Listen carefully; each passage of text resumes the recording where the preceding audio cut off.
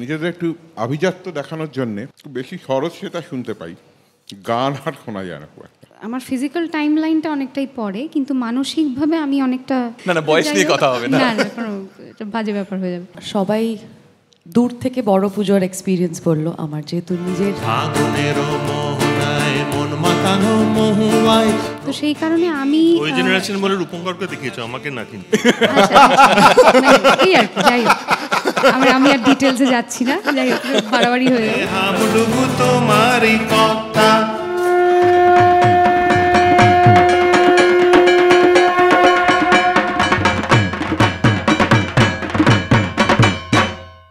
তোমাতে আমাদের দেখা হয়েছিল, তোমাতে আমাদের দেখা হয়েছিল, জানি না কবে কোথায়, জানি না মন দেওয়ানে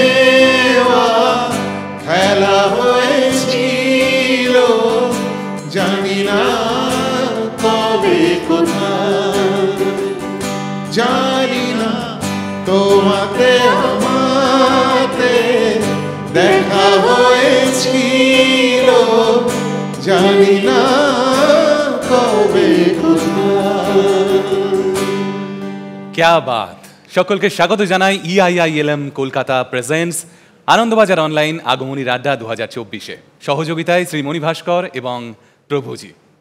সকলকে স্বাগত। আমরা অলরেডি আড্ডায় ঢুকে গেছি। গান মানেই কিন্তু আড্ডা, আড্ডা মানেই গান, আর আড্ডা মানেই গান। আড্ডায় খাওয়া দাওয়া না থাকলে চলে?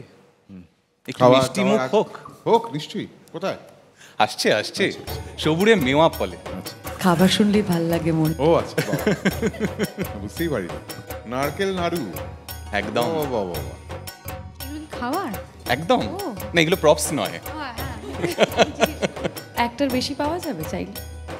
তোমার জন্য প্যাকেট ধরে দিয়ে দেওয়া হবে। খাই খাই। She's just pretending. Thank you. আমার ঘরে এসছে অতিথি হিসেবে, তাদেরকে মিষ্টিমুখ করাতে হবে না বলো? খুব ভালো। এই মুহূর্তে যারা দেখে মনে পড়ছে না রূপঙ্করদা, আমরা পুজো প্যান্ডেলে বসে আছি এবং বাইরে মাইকে গাঁক গাঁক করে পুজোর গান বাজছে। মিস করো? এখন তো আর সেরকম গান শুনতে পাই না।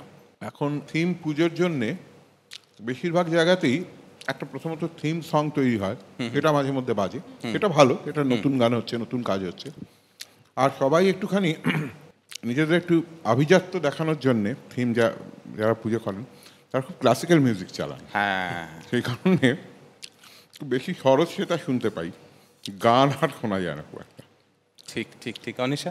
হ্যাঁ, মানে আমি খানিকটা একমত। পুজোর গানের আগে যে জৌলুসটা ছিল সেটা কোথাও গিয়ে আমার মনে হয় সেটা নানান ফ্যাক্টর আছে। এখন ইন্টারনেট এসে গেছে, সোশ্যাল মিডিয়া এসে গেছে, এখন সংখ্যায় অনেক বেশি প্রোডাকশন হয়। ও বলছে পুজোর প্যান্ডেলে, আমি বলছি পুজো প্যান্ডেলে বসে যে গান শোনার মজা। কিন্তু প্যান্ডেলে গান বাজাটা আগে যে পুজোর কম্পাইলেশন বেরোতো, পুজো সংখ্যার গান, সেটার সঙ্গে অনেকটা কানেক্টেড বলে আমার মনে হয়। যদিও আমি এখনকার প্রজন্মের, কিন্তু সেই কারণে পুজোর গানের জন্য লোকেরা যে আগে অপেক্ষা করে থাকতো যে সেই গানগুলোই প্যান্ডেলে বাজবে, সেই ব্যাপারটা, কারণ সারা বছরই নানা রকম গান বেরোয়, তো সেই কারণে আলাদা করে অপেক্ষাটা আমার মনে হয় চলে গেছে কোথাও গিয়ে। কিন্তু তাও পুজো মানে তো পুজোই, সেটাকে ঘিরে কিছু না কিছু এক্সাইটমেন্ট থাকেই। ঠিক। আমি দেবলিনার কাছে একটু পরে আসবো, কারণ আমরা দুজনেই অজ্ঞান। সুরজিৎ দা, তোমার কিছু মনে পড়ে ছোটবেলায় প্যান্ডেলে এরকম বসে গান শোনা এবং এখনকার যে ধরো পুজো প্যান্ডেলে গেলে সেখানে গিয়ে মিস করাটা? ছোটবেলায় তো প্যান্ডেলেই শুনতাম, প্যান্ডেল বা প্যান্ডেল চত্বরের চোঙে থেকে একদম একদম একদম। সেখানে সমস্ত এই আর ডি বর্মন যেটা দিয়ে রূপঙ্কর আমরা সবাই মিলে শুরু করলাম, এইটাতে এগুলো সব পুজোতেই শোনা গান আমাদের। আর তার মান্না দে এসে যা পুজো যা কিছু বেরোতো। তারপরে এখন এই বড় বড় থিমের পুজোগুলো তো ডেফিনেটলি থিম ওরিয়েন্টেড মিউজিক না হলে ভালো লাগে না। তার কিন্তু শহর থেকে বেরোলে যখন অনুষ্ঠান করতে, ধরো আমরা যেই কলকাতা থেকে বেরিয়ে অন্য কোনো জায়গায় একটা ঢুকছি, একটি ইন্টেরিয়ার হাওড়াতেও ঢুকছি, তখন কিন্তু প্যান্ডেলের গান বাজে। তো সেইখানে এখন যেহেতু পুজোর গান আজকাল সেভাবে রিলিজ হয় না, আমি মোস্টলি দেখেছি আগেকার দিনের এই পুজোর গানগুলোই সেখানে বাজে আর কি। তোমাতে আমাতেই হয়তো বাজছে সেখানে আর কি। দেবলিনা, তুমি সরাসরি গানের সঙ্গে যুক্ত নও, যদিও নৃত্যের সঙ্গে যুক্ত, তোমার সঙ্গে গান জড়িয়ে রয়েছে, তোমার মনে পড়ে কিছু? সবাই দূর থেকে বড় পুজোর এক্সপিরিয়েন্স বললো, আমার যেহেতু নিজের পুজো এবং সেখানে সত্যি এখন শুধুমাত্র থিম মিউজিকই চলে, যেহেতু থিমের পুজো হয় একদম। সেই জন্য ওটাই সারাক্ষণ চলে। কিন্তু আমি যদি তার পাশাপাশি আমার শ্বশুরবাড়ির পাড়ায় যাই ভবানীপুরে, যেখানে হয়তো অত বড় পুজো হয় না, সেখানে কিন্তু এখনো আগেকার যেই পুজোর সময় গান বেরোতো সেইগুলো এখনো চলে। তাই আমার মনে হয় এটা খুব জায়গা কেন্দ্রিক, যেখানে বড় পুজো হয়, যেখানে থিমের পুজো হয় সেখানে থিম মিউজিক চলে, যেখানে অত বড় করে পুজো হয় না সেখানে আগেকার পুজোর বাংলা গান, হিন্দি গান এগুলো চলে। একটা সময় ছিল আকাশবাণীর যে পুজোর গান আসবে সেটা আমরা ওয়েট করতাম, তারপর ধীরে ধীরে অনুরোধের রেকর্ডস আসর। হলো, হ্যাঁ রেকর্ডস, তারপর সেখান থেকে এলো ক্যাসেট, ফিতে ক্যাসেট, তারপর এলো সিডিজ, দেন পেন ড্রাইভ। পার্সোনালি একটা জিনিস আমি খুব মিস করি, আগে তুমি যদি দেশপ্রিয় পার্ক থেকে যদি গড়িয়াহাট হাঁটতে পুজোর সময়, তো এখন তো আর নেই, সব মিউজিকের দোকানগুলো ছিল, সব ক্যাসেটের দোকানগুলো, তো সেগুলো সবাই খুব বন্ধু বান্ধব এখনো আছে, কিন্তু তাদের ক্যাসেটের দোকানগুলো তো নেই, কিন্তু ওই সমস্ত দোকানগুলো পরপর সব এই পুজোর রিলিজ, মানে আমাদেরও তো পুজো একদম, থেকেই একদম। শুরু, যাত্রা শুরু, ভূমির বিখ্যাত। আমরা তাকিয়ে থাকতাম যে ওরা কবে টাঙাবে। ওই রাস্তা দিয়ে হাঁটবে আর তুমি দেখবে বিভিন্ন দোকানে বিভিন্ন গান বাজতে পারছে। যেমন সুরজিৎ দা সাউথের বললো, আমি ঠিক নর্থের কথা বলবো। হ্যাঁ, আমি যখন হ্যাঁ, নর্থে- তোমার নর্থে হাতিবাগানেও তাই ছিল, দোকানগুলোতে না? দোকানগুলোতে তাই ছিল, পরপর পরপর ক্যাসেট। মানে আমার মনে আছে যে আমি সুমনদার গান মানে তোমাকে চাই তখন ভীষণ জনপ্রিয় হয়েছে। তো মানে তোমাকে চাই আমাদের মানে শ্যামবাজার মোড় থেকে শুরু করে রাধা সিনেমা, মানে একদম হাতিবাগানের মোড় অব্দি হয়তো 10 থেকে 12টা এরকম ছোট ছোট ক্যাসেটের দোকান, প্রত্যেকে তোমাকে চাই বাজাচ্ছে। মানে সেটা একটা অন্যরকম নতুন নতুন একটা ফিল, বলো। ওই রাস্তায় হাঁটলেই বোঝা যেত কোন গান হিট হয়েছে। আমি যে কথায় অ্যাকচুয়ালি আসছিলাম, যে ধরো এই যে চেঞ্জটা, এবং তারপর পেন ড্রাইভের পর এসে গেল না অনলাইন প্ল্যাটফর্ম, যেখানে আমরা গান শুনি, কিন্তু এটা করতে গিয়ে যেটা হলো, এই পুজোর গানের অপেক্ষা হারিয়ে গেল। এবং পুজো গান বলতে এই মুহূর্তে যেটা এসে দাঁড়িয়ে রয়েছে, একটা হয়তো রিলসে কয়েকটা লাইন ভাইরাল হওয়া, এবং তারপর হয়তো সেই গানটা আমরা পুরোটা শুনতেও পাই না। তো অন্বেষা অনেকটাই তোমাদের পরের এই গানের ক্ষেত্রে। অন্বেষাকে জানতে চাইবো তোমার কাছে যে এটাকে তুমি কিভাবে নিয়েছো? আমার ফিজিক্যাল টাইম লাইনটা অনেকটাই পরে, কিন্তু মানসিকভাবে আমি অনেকটা কানেক্ট করতে পারি ওই একদম, এটা আমরা সবাই জেনারেশনের জানি। সঙ্গে। তো সেই কারণে আমি ওই জেনারেশন বলে রূপঙ্করকে দেখিয়েছো, আমাকে না কিন্তু। আচ্ছা, মানে এই আর কি, যাই হোক আমি আর ডিটেলসে যাচ্ছি না, যাই হোক বাড়াবাড়ি হয়ে যাবে। না, না, বয়স যাই নিয়ে হোক, কথা হবে না। না না, কোনো এটা বাজে ব্যাপার হয়ে যাবে।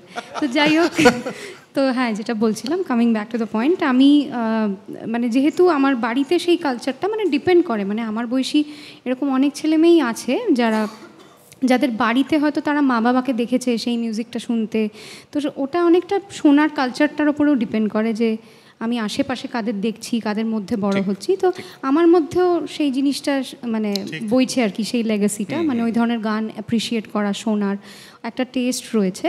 তো সেই কারণে আমি খুব বেশি, যদিও এখনকার, কিন্তু এই ট্রেন্ডটাকে কেমনভাবে নিয়েছি, এটাকে I look at it just as a trend, মানে ভালো খারাপ কিছু ট্যাগ লাগাতে চাই না আমি, কারণ আমাকেও শিল্পী হিসেবে এটার মধ্যে দিয়ে যেতে হচ্ছে।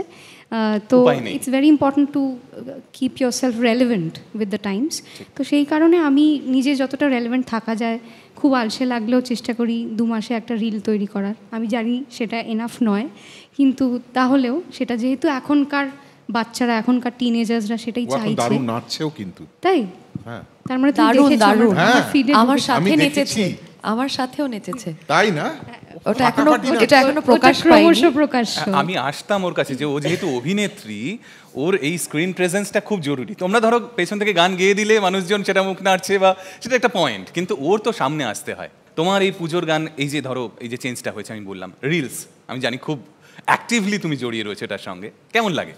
ও যেটা বললো যে ওটা করতে হয়, তুমি যদি আমায় জিজ্ঞেস করো বা যারা আমায় শ্যুট টুট করে দেন তারা জানেন যে আমি খুব একটা পছন্দ করি না, কারণ আমি পারি না ওই হুবহু কপি করতে, আমি খুব একটা পারি না, মানে ওই স্টেপটা করলেই তো তবেই ওটা ট্রেন্ডিংয়ে আসবে, আমি সেইটা খুব একটা করে উঠতে পারি না। কিন্তু করতে হয়, যেহেতু এখন পুরোটাই সোশ্যাল মিডিয়ার যুগ এবং সেখানে রেলেভেন্সটা ভীষণভাবে ইম্পর্ট্যান্ট। কিন্তু আমিও বোধহয় মানসিকভাবে, তুমি যদি আমায় বলো যে একটা রবীন্দ্রসঙ্গীতের সঙ্গে নাচ করতে, আমি অনেক বেশি স্বাচ্ছন্দ্য বোধ করবো সেটা করাতে। হয়তো তার রিচটা অতটা ভালো হবে না, কিন্তু আমায় যদি পার্সোনালি মনের দিক থেকে জিজ্ঞেস করো, হ্যাঁ, মানে আমিও বাড়িতে যেহেতু ওইভাবেই বড় হয়েছি এবং বাড়িতে সেটা ভীষণভাবে আছে, মা বাবাও ওরকমই গান শোনেন। আমার ইনফ্যাক্ট গাড়িতেও বেশিরভাগ সময় সেই সব গানই চলে আমি যখন থাকি গাড়িতে। তো আমার মনে হয় রিলসটা হ্যাঁ করতে হয়, মাসে 2 মাসে একটা না হলেও 1 মাসে 2-3টে তো করতেই হয়, কিন্তু পছন্দ করি বোধহয়। এটা ঠিকই যে আমাদের প্লে লিস্ট, আমরা যখন কোথাও ট্রাভেল করছি আমাদের গাড়িতে যে গানগুলো বাজে সেগুলো কিন্তু আমাদের পছন্দ বা আমাদের ক্যারেক্টারিস্টিক্সকে বুঝিয়ে দেয় মানুষকে, যে আমরা কেমন মানুষ, আমরা কিসের মধ্যে দিয়ে যাচ্ছি, কি ভালোবাসছি। যে সময়টা আমরা পুজোর গানের কথা বলছি সেই সময়টাও রূপঙ্কর দা, সুরজিৎ দা, তোমরা ছিলে, এখনো আছো, সমান প্রাসঙ্গিক। ধরো যে সময়টা, আচ্ছা আমাদের ছোটবেলায় তো আমরা তোমাদের দেখে বড় হয়েছি, শুনে বড় হয়েছি, মানে এই সময় ধরো একটা, সেই সময়টা ভাবিনি এরকম একটা আড্ডায় বসে। আমাকে না সবাই প্রায় এরকম বলে এসে যে আমি না আপনার ছোটবেলা থেকে গান শুনছি। আমি ভাবি আমার বয়স কত হলো, আমি তো আচ্ছা আমি পার্টিকুলারলি বলে দিই, আমার বয়সটা যদি বলতেই হয় আমি বলি, আমি যখন 2005-এ তুমি আমার গান শুনছো? না 2005-এ আমি যখন মাধ্যমিক দিই সেই সময় তোমার গান এফএম এ বাজছে, আমি শুনছি। আচ্ছা বেশ, ওকে ঠিক আছে। রিলের জামানাতেও তোমরা আছো, সেই সময়ও তোমরা ছিলে। রিলের জামানাতে আছি, সুরজিৎ দাও রিল করে, দুটোকে ম্যাচ করা, আমিও রিল করি, কিন্তু ম্যাচ করি মানে করতে হয় করি ওই জন্যে, কারণ একটা টুক করে গান গাইলাম, একটু গান গেয়ে একটা রিল ছাড়লাম, একটা গানের একটা ভিডিও করলাম, সেই ভিডিওটার হয়তো একটা ইউটিউবে রিলিজ হলো, তার একটা ছোট্ট অংশ রিল, এরকম করলাম আর কি। কিন্তু আমি ওই মানে তা বলে আমি এখন একটা খুব পপুলার গান, এটা খুব ভীষণই একটা পপুলার গান একটা ধরা যাক, সেই গানটা আমি গাইছি ট্রেন্ডি হওয়ার জন্য, কিন্তু সেটা আমি করিনি। আর করতে হবে হয়তো, যাই না, এটা করার তোমার প্রয়োজনও নেই। নেই বলছো? আমরা বোধ করি কিন্তু না। আমি তো তোমাকে দেখে ভালো, আমি নাচছি না, আমি তো I am from another generation. কিন্তু তোমার প্রশ্নটা এমন ছিল, শুনে মনে হলো ডাইনোসরের সঙ্গে একটা হ্যাঁ, তুমি কিছুটা কি তুলনা নয়, টেনে তাই না? আচ্ছা মানে আমরা বলো দেবী, না একদম কিছুটা কি নয়, প্রাগৈতিহাসিক যুগের একদম এরকমই ছিল প্রশ্নটা। না সুরজিৎ দা বলে দিয়েছে এই প্রসঙ্গে সুরজিৎ দাকে না রাখতে। তাহলে আমরা সুরজিৎ দার কাছ থেকে একটা গান শুনি ছোট্ট করে। ফাগুনের মোহনায়, ফাগুনের মোহনায়, কোন মাতানো মহুয়ায়, রঙ্গিনী বিহুর নেশা কোন আকাশে নিয়ে যায়।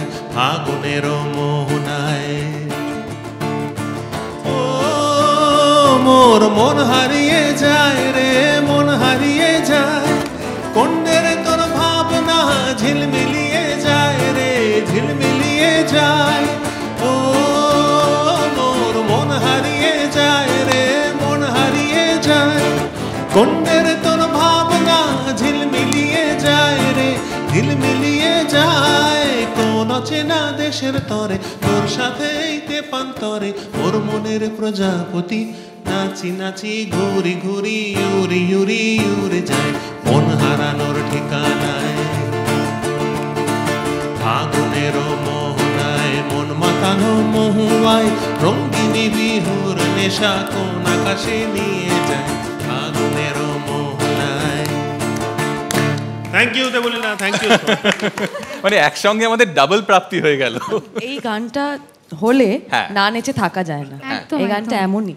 মানে আমি ছোট্ট করে বলি প্রাগৈতিহাসিক যুগ থেকে। হ্যাঁ বলো না কি আছে। অন্বেষা কিছু শোনাবে? হ্যাঁ নিশ্চয়ই, এই বছর এই গানটা একটা অ্যাওয়ার্ড পেয়েছে, আগের বছরের আমার একটা পুজোর গান, Okay. সেটা একটু শোনাচ্ছি। মানে পুজো পাড়ার সং হিসেবে ঠিকই আছে। ভোর হলো কে যেন শরদে শারদিয়া সুর বাজায়, চোখ মেলো দেখো সোনারোদে পাখিরা ডানা ভাষায়, ওই নীল নীল দূর আকাশে স্বপ্নের আবেশে আগমনী শোনা যায়। ভোর হলো কে যেন শরদে শারদিয়া সুর বাজায়, শিশিরে ভেজা সকালে শিউলি ঘাসের আঁচলে হাসের ওদের ছোঁয়া সেজেছে আজ ধরুনি, জীবনের এই স্মরণী।